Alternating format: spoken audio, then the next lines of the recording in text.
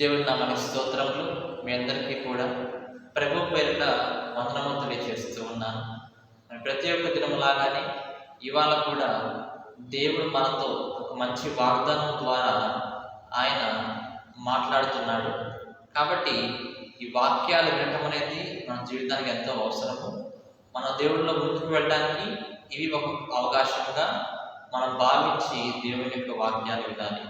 ఇవాళ దేవుని యొక్క వాగ్దానం మనం చూస్తే మొదటి సమూయేలు గ్రంథము 25వ అధ్యాయం మనం చూసినట్లయితే మొదటి సమూయేలు గ్రంథము 25వ అధ్యాయము 6వ వచనం మనం చదువుకున్నాం. 25:6 మనం చూస్తే, ఆ భాగ్యవంతునితో నీకును నీ ఇంటికి నీకు కలిగిన అంతటికి క్షేమమవునుగాక అని పలికి ఈ వర్తమానము తెలియచెప్పాను. ఈరోజు దేవుడు క్షేమముని మనకిస్తూ ఉన్నాడు. ఏమంటున్నాడు? భాగ్యవంతునితో అంటూ ఉన్నాడు. భాగ్యవంతుడు అంటే ఎవరండి? దేవుని యొక్క సహాయానికి వచ్చి ఆయన యొక్క మాటలు వింటూ ఆయన కట్టల ప్రకారము మంచిగా లోకంలో నడుస్తా ఉన్న వాళ్ళని భాగ్యవంతులు అంటారు కదండి.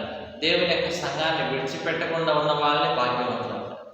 అయితే ఇక్కడ ఏమంటే అటువంటి వాళ్ళతో దేవుడు మాట్లాడబోతూ ఉన్నాడు.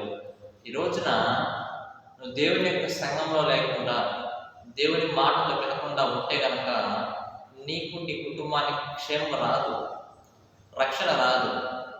ఎప్పుడైతే నీ ఇంటికి నువ్వు పెద్దగా ఉండి, లేదా నీ ఇంటికి నువ్వు యజమానుడిగా ఉండి నీ యొక్క కుటుంబాన్ని మొత్తాన్ని తీసుకొని దేవుని యొక్క సంఘంలోకి వచ్చి ఆయన యొక్క మాటలు విని దాని ప్రకారమే నడుచుకుంటూ ఉన్నప్పుడు దేవుడు మీతో ఈ వాగ్దానం చేస్తూ ఉన్నాడు.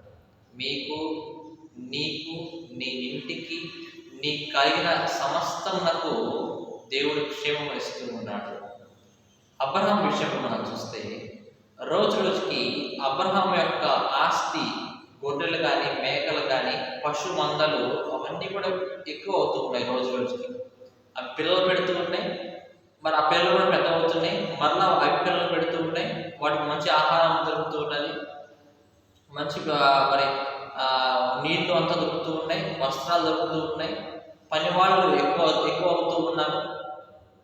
చూస్తే దేవుని యొక్క క్షేమము, దేవుని యొక్క ఆశీర్వాదం అనేది అబ్రహాం కుటుంబం పట్ల ఉన్నట్లు మనం చూస్తూ ఉన్నాం. ఆ దేవుడు క్షేమమును ఇస్తూ ఉన్నాడు కాబట్టి ఏ దొంగ కూడా వచ్చి, సాతాను కూడా వచ్చి అబ్రహాం దగ్గర నుంచి ఆయన యొక్క ఆస్తిని ఎప్పుడు దొంగలించలేకపోయారు. ఎందుకు దొంగలించలేకపోయారంటే దేవుడు వాళ్ళ కుటుంబానికి క్షేమాన్ని ఇస్తూ ఉన్నాడు, రక్షణగా ఉన్నాడు. అలాగే నా కుటుంబానికి కూడా దేవుడు క్షేమాన్ని ఇవ్వాలనుకుంటూ ఉన్నాడు. మనం ప్రతి ఒక్క రోజు అనేక మనకు వెళ్తూ ఉంటాం. అక్కడ మనకి అపజయం కలుగుతూ ఉంటుంది కదండి. కొన్నిసార్లు పరిస్థితులు ఎలా ఉంటాయంటే మనం గెలవలేము, అపజయాలు కలుగుతూ ఉంటాయి. అటువంటి సమయంలో దేవుని యొక్క సంఘమే, దేవుడే నీకు దిక్కుగా అవ్వాలి. అటువంటి సమయాల్లో మనుషులు కాదు, దేవుడే నీకు దిక్కుగా అవ్వాలి. అలా అయినప్పుడు మాత్రమే దేవుడు నీకు పరిస్థితిని మారుస్తాడు. ఏమైనా చేయగలడు ఆయన. కథ అంతటిని కూడా ఆయన మార్చగలడు కదండి. మరి దేవుడు ఏం చెప్తున్నాడు? నీకును నీ ఇంటికి నీకు కలిగిన సమస్తమునకు దేవుడు క్షేమాన్ని ఇస్తూ ఉంటాడు. యోబు విషయంలో మనం చూస్తే యోబు కుటుంబము అంతకంతకు వర్ధిల్లుతూ ఉన్నది, నూరంతలుగా ఫలిస్తూ ఉన్నది. ఎందుకు ఫలిస్తున్నదంటే వారు దేవుని యొక్క వారి యొక్క ఇంటినే దేవుని యొక్క మందిరంగా వాళ్ళు మార్చుకొని ప్రతి ఒక్క రోజు ప్రార్థనలు, దేవుని యొక్క మాటలు చదువుకోవటము, ఇవన్నీ కూడా చేస్తూ ఉన్నారు. నువ్వు కనుక నీ కుటుంబంతో దేవుని యొక్క సంఘానికి వచ్చి నువ్వు కూర్చున్నప్పుడు దేవుడు చూస్తాడు. అంటే నువ్వు సంఘానికి రావడం అంటే ఏంటి? ఆయన దేవుడైనటువంటి ఇంట్లోకి వస్తూ ఉన్నావు. అదే దేవుని యొక్క సంఘం, దేవుడు ఉండే ఇల్లు. ఆయన దానిలోకి వచ్చి మరి ఆ దేవుని కోసము ఆయన ఇంటికి వచ్చేసి ఆయనతో మాట్లాడుతూ ఉన్నావు. అది దేవుడు తెలుసుకొని దేవుడికి నువ్వు రుణం ఇచ్చావు. అంటే దేవుని యొక్క సంఘానికి వచ్చి ఆయన యొక్క మాటలు విని ఆయనకు రెస్పెక్ట్ అనేది ఇచ్చావు, మర్యాద అనేది ఇచ్చావు దేవునికి. కాబట్టి నువ్వు ఇంటికి వెళ్ళిపోయిన తర్వాత దేవుడు మళ్ళీ నీకు తిరిగి ఇవ్వాలంటే ఎలా ఇవ్వాలి? నీ ఇంట్లో దేవుడు ఉంటాడు, నీ కుటుంబాన్ని రక్షిస్తూ ఉంటాడు, నీ పిల్లలు కాపాడుతూ ఉంటాడు. నువ్వు సంఘానికి వచ్చి కూర్చో, నా దేవునికి మంచి చేసేళ్ళు, ఆయన మళ్ళీ నీకు తిరిగి మళ్ళీ మంచి చేస్తాడు, తిరిగి మళ్ళీ నీకు క్షేమం ఇస్తాడు, రక్షణ ఇస్తాడు, ఆశీర్వాదాన్ని దేవుడు ఇస్తాడు.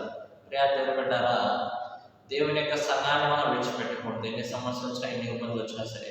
కొంతమంది మరి సాడ్గా ఉంటారు, డిప్రెషన్లో ఉంటారు, వెళ్ళిపోతారు.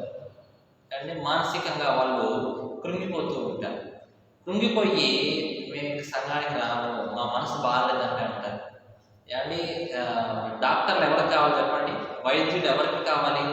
అంత మంచిగా ఉన్న వాళ్ళకా, లేదా ఆరోగ్యం లేని వాళ్ళకా? ఆరోగ్యం లేని వాళ్ళకే కదా డాక్టర్లు కావాలి. కాబట్టి మనసు బాగాలేని వాళ్ళకి దేవుడు దేవుని యొక్క సంఘానికి వాళ్ళు వస్తే కనుక దేవుడు మంచి ట్రీట్మెంట్ ఇస్తాడు. నువ్వు మనసు బాగాలేదు, దేవుని యొక్క సంఘానికి ప్రార్థన చేయి, దేవుడు నీకు మంచి ట్రీట్మెంట్ ఇచ్చి పంపిస్తాడు. ఆ బాధ తీసి మళ్ళీ పంపిస్తాడు నేను. అంతేగాని ఇంట్లో కూర్చుంటే ఏమవుతుంది? చాలా మంది ఇలా చేస్తున్నారు, మాకు బాధగా ఉందండి, మాకు కలిసి రావట్లేదండి, మాకు సంఘానికి రాబుద్ది కావట్లేదు. ఇంకా ఎలా రాబుద్ది కావట్లేదు అసలు నాకు అర్థం కావట్లేదు. చిన్నప్పటి నుంచి కని పెంచింది ఆయనే, నీకు తోడుగా ఉంది ఆయన, నీకు కాపాడింది ఆయనే. అటువంటిది ఏదో నీ యొక్క సంఘటనల వలన, నీ కుటుంబాల్లో పరిస్థితుల వలన కృంగిదల రావడంతో దేవుని యొక్క సంఘం మానేటప్పుడు నాకు అర్థం కాదండి. చాలా మంది అలా చేస్తూ ఉంటారు. కానీ ప్రియాదేవుడు ద్వారా దేవుని యొక్క మాటలు ఎందుకు ఉన్నాయంటే కనుక మనం కూడా ఆ విధంగా చేస్తున్నాం కాబట్టి దేవుని యొక్క మాటలు మన హృదయానికి వండుకొని నువ్వు ఇలా చెయ్యి మాకు అని చెప్తూ ఉన్నాయి. మనకి కొన్ని రూల్స్ అనేవి దేవుని యొక్క ఆత్మ పెడుతున్నది, వాటిని మనం ఫాలో అవుతూ ఉండాలి. కాబట్టి ప్రియాదేవుడు పెట్టాలా, దేవుని యొక్క సంఘాన్ని విడిచిపెట్టమాకండి, దేవుడిని విడిచిపెట్టమాకండి. మీ కుటుంబంతో సహా మీరు దేవుని యొక్క సంఘానికి వచ్చినప్పుడు భాగ్యవంతుడా లేదా భాగ్యవంతురాలా లేదా భాగ్యవంతమైన కుటుంబమా, నేను నీకు క్షేమం కలుగు చేస్తాను, నీకును నీ ఇంటి వారికి నీకు చేసేటువంటి ప్రతి ఒక్క పని నీకు కలిగిన అంతటిని నేను దీవిస్తాను, ఆశీర్వదిస్తాను, దానికి క్షేమం కలుగు చేస్తాను. దేవుడు ఎప్పుడైతే క్షేమాన్ని ఇస్తాడో అప్పుడు సాతాను కూడా వచ్చి దొంగలించలేడు. ఏమంటే ఇంటి చుట్టూ నీ కంచె వేస్తాడు దేవుడు. ఈరోజు నా ఇంటి చుట్టూ కంచె వేసి దేవతను కావలే గురించి క్షేమంగా నేను ఉంచుతున్నాడు నిన్ను, నీ కుటుంబాన్ని. కాబట్టి దేవుడు క్షేమం ఉంటే కనుక ఎటువంటి సాతానిక క్రియలు, ఎటువంటి సాతానిక శోధనలు రాకుండా దేవుడు ఆపివేస్తాడు.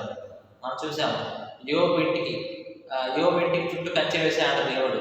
సాతాను రావాలంటే వాళ్ళ కావట్లేదు సాతానికి. అట్లాగా మన ఇంటి చుట్టూ కంచె కావాలంటే కనుక భాగ్యవంతురాల దేవుని యొక్క సంఘానికి వెళ్ళి దేవుని యొక్క సంఘాన్ని విడిచిపెట్టమాకు, ప్రార్థన విడిచిపెట్టమాకు.